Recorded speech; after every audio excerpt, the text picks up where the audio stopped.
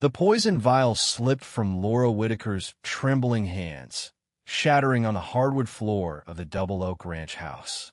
In the doorway stood Ethan Harlan, his blue eyes blazing with a storm of fury and betrayal that would scar him for life. "Tell me it's not true, Laura." His voice broke like thunder over the Montana plains. "Tell me you didn't." But the truth loomed between them, heavier than the big sky snowdrifts. 6 months of stolen nights, fierce embraces, and vows whispered in the dark hall founded on the tomb of a poisoned husband. Laura's raven hair tumbled over her shoulders as she dropped to her knees, her cotton nightdress hugging the contours that had driven him wild. "Ethan, please, let me explain." The wind screamed through the valley, unearthing secrets better left in the grave. In the Wild West, a man's history could bury him alive, but what about a woman's? In December 1892, the Bitterroot Valley was locked in ice, 3 feet of snow smothering the land like a white shroud. Ethan Harlan, at 28, was unraveling not from the brutal cold or the livestock freezing in the pastures, but from a loneliness that gnawed his soul like a coyote on bone. He owned 1,200 head of cattle and 3,000 acres of prime Montana rangeland, but wealth rang hollow without someone to share the fire's glow. For years since his pa died in a Sioux skirmish at Pine Ridge. For years conversing only with grizzled ranch hands and the wind. For years without a woman's warmth. The trek to Hamilton took 3 grueling hours through waist-high drifts. Ethan's breath plumed in the frosty air as he hitched his stallion outside Jenkins' boarding house. He needed staples, beans, flour, bullets. What he didn't bargain for was her. Laura Whitaker perched in the parlor like a vision from a dime novel, a black morning gown accentuating her voluptuous form. Chestnut hair swept up, exposing a graceful neck that invited a man's gaze. Hazel eyes harboring depths darker than mine shafts. She was poring over a volume of Shakespeare in a rough frontier town where most couldn't read a wanted poster. "Ma'am." Ethan tipped his Stetson. She glanced up, and a spark ignited not of recognition, but raw, unspoken desire. "Sir." Her voice held the polished lilt of Eastern shores, maybe New York or Chicago. "Ethan Harlan. I run the Double Oak outfit, 12 miles west." Laura Whitaker, fresh widowed. She shut the book, finger holding her spot. "I'm looking for work. Housekeeping, perhaps." The word widowed hit him like rot gut on an empty gut. Here was a woman who'd tasted loss, who might fathom his emptiness. "What sort of housekeeping?" A sly smile tugged her lips. "Cooking, cleaning, running a home. Whatever a man requires." That whatever sent fire racing through his veins. This wasn't some naive homesteader's daughter. This was a woman versed in the world's shadows. "Winter's fierce out there," Ethan warned. "Remote. Just me and my top hand. I'm no stranger to solitude, Mr. Harlan. Sometimes it's better than entanglements." Clara Jenkins bustled in with coffee, eyeing them knowingly. The town grapevine would buzz by dawn. Ethan didn't care. "Job's yours through spring. Board, room, and $25 a month." 35, she countered. He nodded like a greenhorn. 35. Start today. If you'll take me." Those words, laced with huskiness, nearly undid him. Loading her valise into the wagon, he caught her centroses mixed with something sultry, forbidden. It steadied his shaking hands on the reins. The ride back crackled with tension. Snowflakes swirled, cocooning them. Laura sat pressed against him, her thigh brushing his with each rut. He felt her every breath, watched her tuck stray locks behind her ear. "You're not what I pictured," she said as they topped the ridge overlooking his spread. "What did you figure?" "Someone harder, more broken." The Double Oak sprawled below.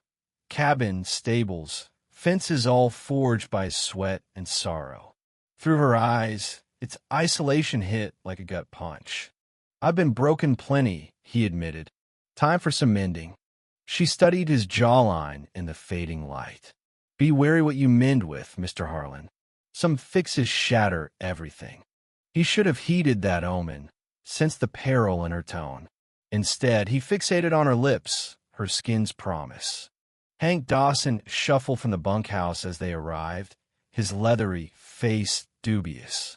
This is the new help, Laura Whitaker, Ethan introduced. My foreman, Hank Dawson. Hank nodded warily. Ma'am, I'll tote your gear. As they unpacked, Ethan noted her sparse belonging so woman running, not relocating. From what? I'll show you your quarters, he said, guiding her inside. The place transformed with her presence, alive and inviting. Laura glided through, fingers grazing tables and walls. It's sturdy, a true homestead. The way she said homestead, like she'd chased one forever, twisted his heart. At the stairs' base, gazing up at him, the air thickened with potential and risk. What had he welcomed into his world? Laura Whitaker remade the Double Oak from a bachelor's den into a haven. Meals became feasts, elk roasts and savory gravy, cornbread that flaked like gold, peach cobblers that brought Hank to tears.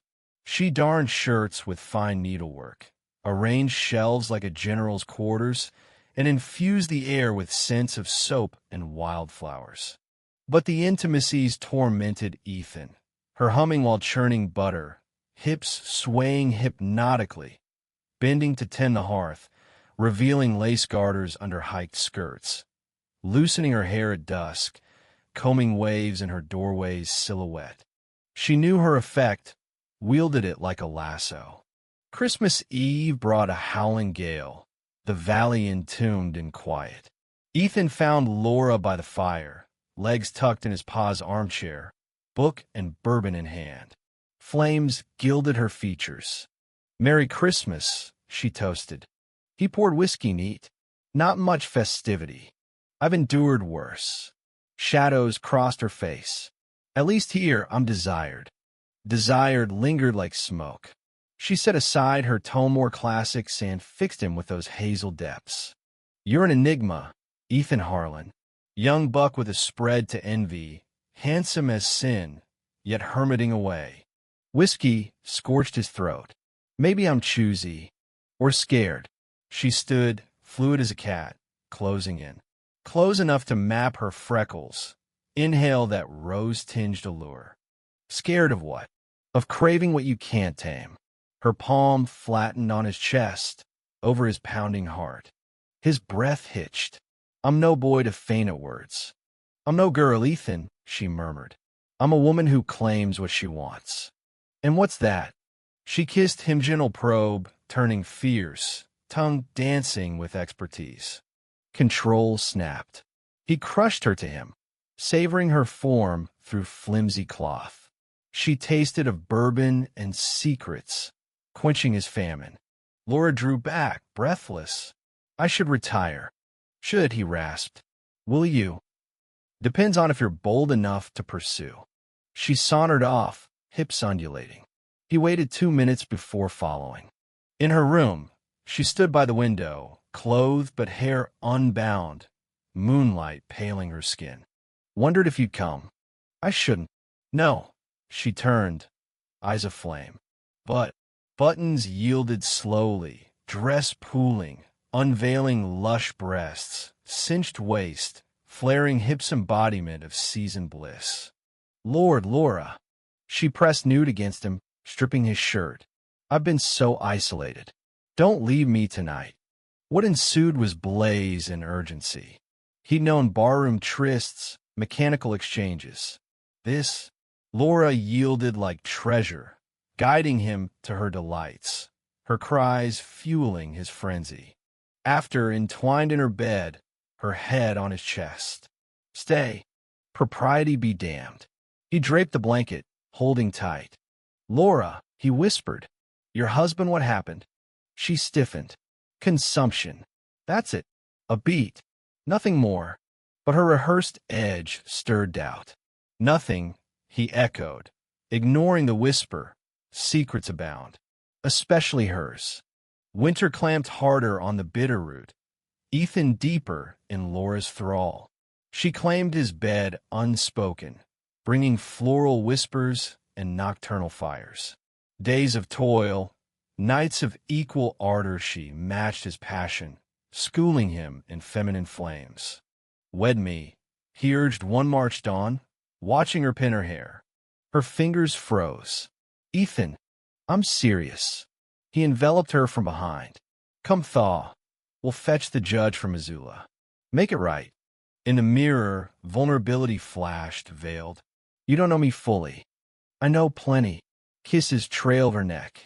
Your dawn's sweetness, your calls when I touch here, how you've revived this ranch. And if my history alters that, he spun her. History's dust.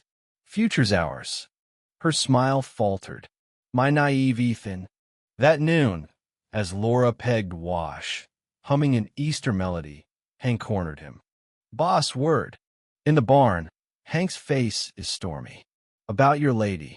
Watch it. No, you watch. Hank's voice cut. Town ran yesterday. Chatted with Clara Jenkins. Ethan's gut iced. She dug on Mrs. Whitaker's roots. Asked the doc about thallium, signs poison queries. Maybe vermin worries. Hank scowled. Clara wired her kin in Chicago, a cop. On a Victor Whitaker, dead last fall. I spread. What surfaced? Sudden death. Wealthy trader. Wed 15 years to a younger bride. No kids. Thallium poisoning symptoms, but the widow vanished west pre-probe. Ethan reeled. Murder talk. Guarding you, son.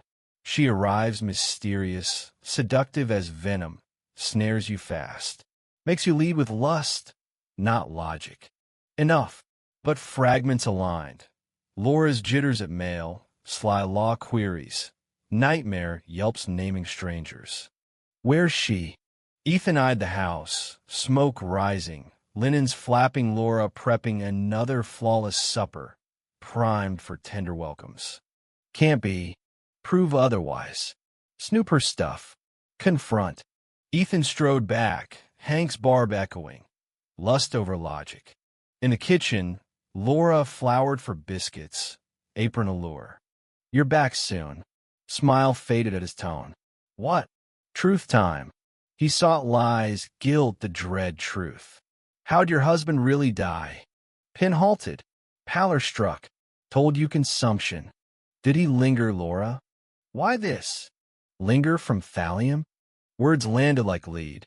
She placed the pin deliberately. Yes, from poison. He staggered, hand to holster. Christ, Laura. Let me. You murdered him. Yes. Defiance lifted her chin. I did. Room shrank. Air choked. This lover, promise whisperer, happiness bringer killer. Why? Hands shook as she doffed her apron. He eroded meweth beatings, degradations, commands. 15 years of bondage, not marriage. So poison freed you. I freed myself. He edged doorward, thoughts whirling. How know you won't to me? Face shattered. Because I love you, idiot. First true love in my wretched existence. But killers love genuine or toxin. Outside, the gale shrieked infernal. The thallium vial was on the table like a pistol. Laura fetched it unprompted, composed amid tears. Kept it, she said softly. Safeguard if past pursued. Ethan fixated on the innocuous bottle, harbinger of death.